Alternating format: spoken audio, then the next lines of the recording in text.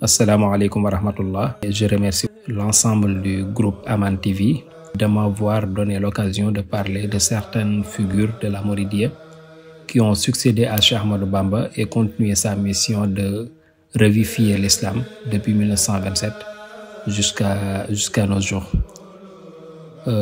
Nous parlons d'abord de son premier calife.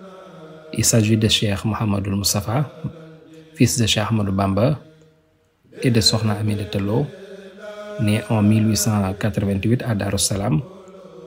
Darou Salam est le premier village fondé par le guide des Mourides Cheikh Ahmadou Bamba, à 5 km de Touba. Serigne Modou Moustapha a accédé au califat le 19 juillet 1927 après la disparition du fondateur de la Mouridiyya.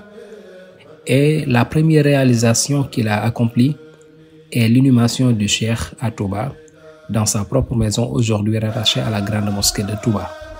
Ensuite, le Cheikh Mouhamadou Moustapha a lancé le projet de construction d'une voie ferrée de 50 km reliant Diourbel à Touba.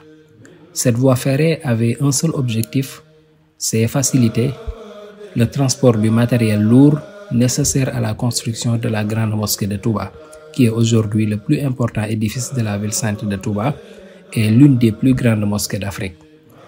Cheikh Mouhamadou Moustapha aussi a fondé de nombreux villages et daara dont l'objectif était non seulement l'enseignement du Coran et des sciences religieuses, mais aussi de servir un lieu de travail, de développement et de source de revenus pour le financement de cette grande mosquée de Touba.